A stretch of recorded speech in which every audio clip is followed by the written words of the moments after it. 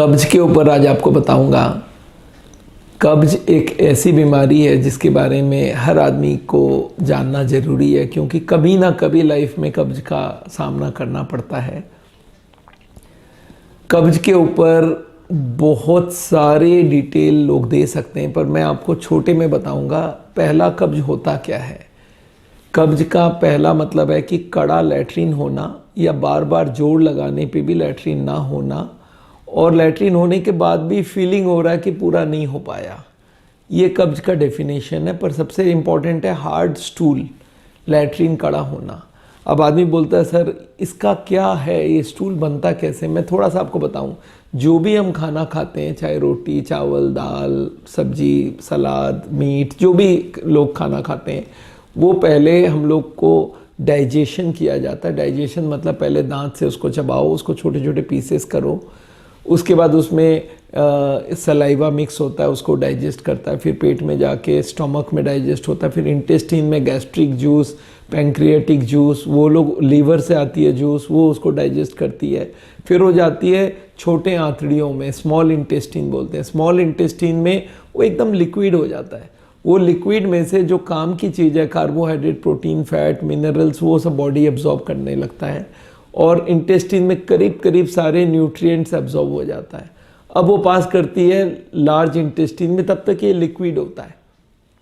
अब large intestine में इसमें से जितना हो सके पानी एब्जॉर्ब कर लिया जाता है, और वो जब वो स्टूल में से करीब करीब बहुत सारा पानी एब्जॉर्ब करके वो थोड़ा सॉलिड आकार ले लेता है, तो वो रेक्टम करके एक लास्ट ऑर्गन होता है इंटेस्टाइन का, वो इतना चौड़ा होता है, वहाँ पे वो जमा रहता है।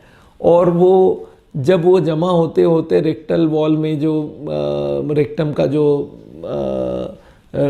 स्टोरेज है, वो जब फुल होने लगता है, जब उस पर प्रेशर पड़ता है, तो एक साथ वो कॉन्ट्रैक्शन करता है और वो लैट्रिन का अर्ज होता रहता है। और उसका जो लास्ट एंड है उसको हम लोग बोलते हैं एनस। वहाँ पे एक होल होता है जिसको हम लोग कंट्रोल कर सकते हैं। जब आदमी को प्रॉपर जगह मिल जाता है और वो होल को खोल देता है और ऊपर से रेक्टम कॉन्ट्रैक्शन करता है और संग संग सारी स्टूल बाहर निकल जाती है। ये है उसका पूरा प्रोसेस। अब देखिए इसमें कॉन्स्टिपेशन का सबसे बड़ा कारण क्या है। एक तो आप पानी कम पी रहे हैं, एक हम लोग खाने में फाइबर कम खाते हैं। पानी कम पीना एक मेजर कारण है। फाइबर कम खाना मतलब क्या है, जो चीज़ में फाइबर होता है, जैसे फ्रूट्स है, वेजिटेबल्स है, पत्तेदार सब्जियां हैं, होल ग्रेन्स, छिलके वाली दाल, छिलके वाली आटे का जो ऊपर का पार्ट है, जो बिना पॉलिश्ड राइस नहीं, नॉन पॉलिश्ड राइस है, वीट जो होता है, चोकर जो होता है, इस तरह के जो फाइबर वाली चीज़ें हैं, वो अगर हम लोग प्लेंटी खाते हैं तो कॉन्स्टिपेशन नहीं होता। पर उनको नहीं खाओ। किस चीज़ में फाइबर नहीं होता वो समझिए। जिस चीज़ में, जैसे मीट में फाइबर बहुत कम होता है, अंडे में फाइबर बहुत कम होता है, आइसक्रीम में फाइबर बहुत कम होता है, चीज़ बटर ये सब में फाइबर कम होता है, ऑयल में कोई फाइबर नहीं होता। इस तरह की चीज़ जब हम लोग ज़्यादा खाते हैं और फल सब्जी नहीं खाते हैं तो कब्जियत बहुत जल्दी हो जाती है। तो ये दूसरा कारण है कब्जियत का। एक और होता है कि जब हमें लैट्रीन आने का अर्ज होता है, उस वक्त हम रोक के रखें बहुत दिन तक, तो धीरे धीरे क्या होता है, वो जो रेक्टम होता है उसमें हर वक्त का आदत बन जाता है कि कब्जियत माने लैट्रीन का अर्ज हो रहा है, आप रोक के रखें, थोड़े दिन बाद रेक्टम का असर ही खत्म हो जाता है, फिर कॉन्स्टिपेशन बहुत कॉमन हो जाती है।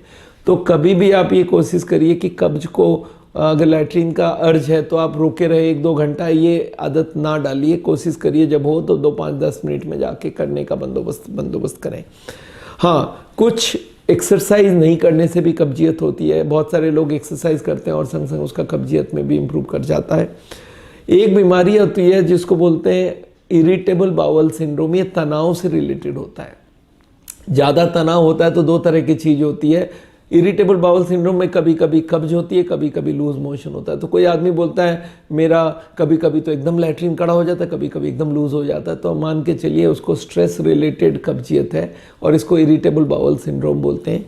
कुछ दवाइयों से भी कब्ज होता है, जैसे पेन किलर, मरोड़, एब्डोमिनल मरोड़ के लिए जो पेन किलर दिया जाता है उससे बहुत कब्जियत हो सकता है। कुछ एंटी डिप्रेसिव दवाई होता है उससे कब्जियत हो सकता है। आयरन की कैप्सूल से कब्जियत हो सकता है।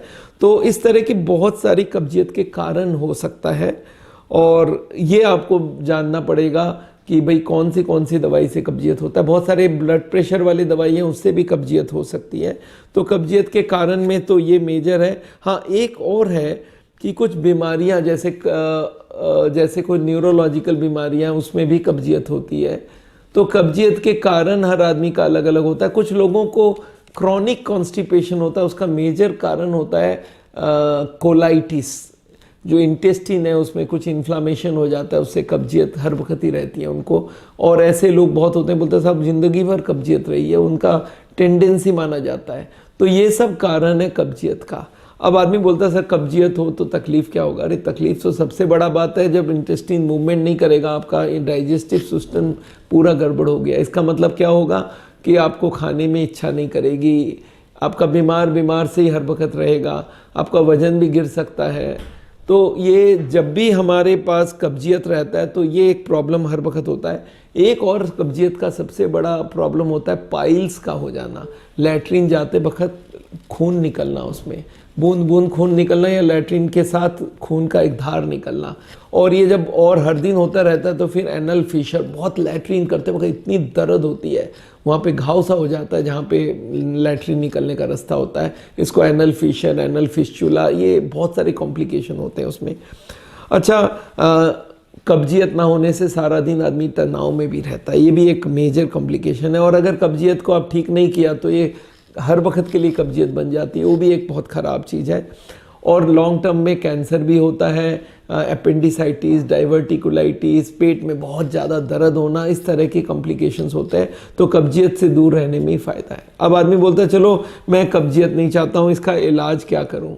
देखिए, एक तो होता है कब्जियत हो नहीं उसका बंदोबस्त करिए, वो सबसे अच्छा। इलाज में तो क्या हमारे पास कॉन्स्टिपेशन की दवाइयाँ हैं, कड़े से कड़ा है, डल्कोलेक्स है, एनेमा है, इस तरह के बहुत सारी दवाइयाँ एलोपैथी में निकल गई है। दवाई लो, पर वो दवाई लॉन्ग टर्म में फ़ायदा नहीं करता। अगर ज़्यादा दिन लेते रहे तो उसका असर ही ख़त्म हो जाता है और कब्जियत भी बढ़ जाती है। तो दवाई के ऊपर लंबा डिपेंड ना करें। आपको ये देखना होगा ये कब्जियत का कारण क्या है, कारण को सॉल्व कीजिए, जड़ से कब्जियत को हटाने का कोशिश कीजिए। उसके लिए आदमी बोलता है क्या करूँ? मैं बोला एक तो पानी, कम से कम 8-10 ग्लास पानी हर दिन पिएंगे। हाँ, जिनका कार्डियक प्रॉब्लम है, जिनको बोला गया पानी रोकना है, उनके लिए अलग बात है। अदरवाइज जो जनरल आदमी उनको हम बोलते हैं पानी खूब पियो। अच्छा, खाने में पत्ते वाली सब्जियां, सलाद, फ्रूट्स, इनका सेवन बहुत ज़्यादा करें। फ्रूट्स के छिलके भी ना उतारें, उनको अच्छे से धो के खाएं, पर बिना छिलके के संग लेंगे तो अच्छा रहेगा। होल ग्रेन का क्या मतलब है? जिसके छिलके साबुत हैं वैसे वाले ग्रेन्स लीजिए। आटा भी पिसवाइए, अपने पास मैदा नहीं लेना है, आटा लेना है, उसमें फाइबर बहुत होता है। अगर हो सके चोकर अलग से डाल के ले सकते हैं, स्प्राउट्स ले सकते हैं, ये सब हमारे हाई फाइबर फूड होता है। और एक बात, लो फाइबर फूड अवॉइड करिए। मीट है, चीज़ है, बटर है, घी, ऑयल, ये सब आप जितना अवॉइड करेंगे उतना अच्छा रहेगा। और एक और कोशिश करिए, क्या होता है जब हम लोग कोई भी चीज़ एक स्टिमुलस बना देते हैं कि भाई 2 ग्लास सुबह पानी पिया और 5 मिनट बाद लैट्रिन हो गई। बहुत सारे लोग चाय से या कुछ खाने से एडजस्ट कर लेते हैं, जैसे ही थोड़ा सा खाना खाया, सुबह एक्सरसाइज किया और कब्जियत और लैट्रिन हो गई। ऐसा एक, इसको बोलते हैं गैस्ट्रोकोलिक रिफ्लेक्स, ऐसा एक रिफ्लेक्स बना लेते हैं भाई सुबह कुछ चाय बिस्किट लिया और संग संग आपको लैट्रिन का हाजत हो गई और आप चले गए। तो क्या होता है जब भी हम लोग कुछ खाते हैं, स्टोमक की वॉल में स्ट्रेच होता है, वहाँ से एक पेरिस्टॉल्सिस करके वेव निकलता है। पेरिस्टॉल्सिस का क्या मतलब है? माने मरोड़ना। इंटेस्टिन एक 9 बीट पर मिनट मरोड़ते रहता है, उससे खाने को आगे पुश करता रहता है और उसको मिलाते भी रहता है। तो ये पेरिस्टॉल्सिस को चालू करता है स्टोमक में, और वो पेरिस्टॉल्सिस मूव करते करते 5 मिनट में इंटेस्टिन में पहुंच जाता है, रेक्टम में पहुंच जाता है और कब्जियत की हाजत हो जाती है। तो जब भी 2 ग्लास पानी पिए और थोड़ा एक्सरसाइज किया, 5 मिनट बाद लैट्रिन की तरफ चलेगा। इसको बोलते हैं गैस्ट्रोकोलिक रिफ्लेक्स। ये आप एस्टैब्लिश कर सको तो बहुत अच्छा है। योगा बड़ा मदद करता है। योगा में स्पेशली वो वाले एक्सरसाइजेज जो पेट को मसाज करता है, पेट को दबाता है, उससे कब्जियत, उससे इंटेस्टिन की मूवमेंट होती है, कब्जियत कम हो जाती है। एक बात और याद रखिएगा, जब लैट्रिन का हाजत हो उसको रोकने का आदत ना डालिए, उससे बहुत ख़राब होता है।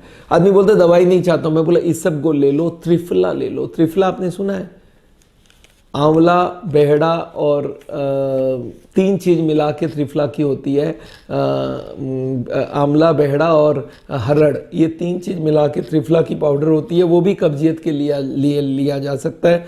मैं ये भी देखा हूँ कुछ लोग लेमन और हनी का जूस बना के पीते हैं, उससे भी बहुत फ़ायदा होता है कब्जियत में। एक और याद रखिए, अगर आपको क्रॉनिक कॉन्स्टिपेशन है तो उसका सबसे बड़ा कारण कोलाइटिस है, तो कोलाइटिस की दवाइयाँ ली जाती है। नॉरफ्लॉक्स TZ, सिप्लॉक्स TZ, इस तरह की कोलाइटिस की दवाई ली जाती है। और उसके बाद हम लोग बोलते हैं अगर आप योग के तरफ से चलना चाहते हैं तो एक संघ प्रक्षालन करके एक मेथड होता है, खूब पानी पिलाया जाता है नमक वाली, और वो सारा इंटेस्टिन को क्लीन किया जाता है। वो भी एक योगिक वर्जन है, उससे भी कॉन्स्टिपेशन दूर होता है। तो आपको कॉन्स्टिपेशन के बारे में समझनी पड़ेगी, कॉन्स्टिपेशन का कारण समझना पड़ेगा। कुछ दवाई की वजह से कॉन्स्टिपेशन हो रहा है, ऐसा हो सकता है। कभी रूटीन ब्रेक होने से भी कब्जियत हो सकता है। तो कब्जियत या कॉन्स्टिपेशन आज कॉमन प्रॉब्लम है, इसको जानिए। कॉन्स्टिपेशन ना हो तो आपका लाइफ बहुत कंफर्टेबल रहता है। बहुत सारे लोगों को मैंने देखा सुबह 1-2 घंटा बड़े परेशान रहते हैं जब तक लैट्रिन ना हो जाए।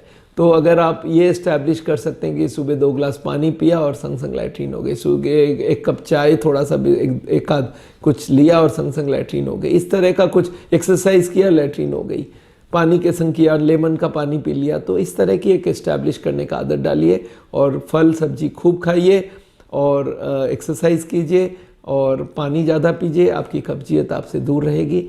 तो आज ये वीडियो आपको मैं इसलिए बता रहा हूँ, मैं आजकल जनरल हेल्थ के ऊपर भी लेक्चर्स देने लग गया। जैसे कि हमारा मेन काम कार्डियोलॉजी का है, हम लोग हार्ट के पेशेंट्स को बाईपास सर्जरी, एंजियोप्लास्टी से रोकते हैं।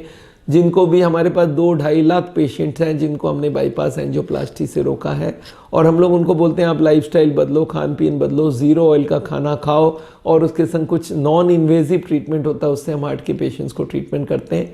पर कभी आपको कोई हार्ट का मरीज मिल जाए तो उनको ज़रूर हम तक रेफ़र कीजिए, हमारी वीडियो को शेयर कीजिए, हमारे चैनल को सब्सक्राइब कीजिए। आपको हेल्थ के बारे में बहुत सारे इन्फॉर्मेशन मैं देता रहूँगा। मैं डॉक्टर बिमल छाजड़ आज आपसे विदा लेता हूँ। Thank you very much.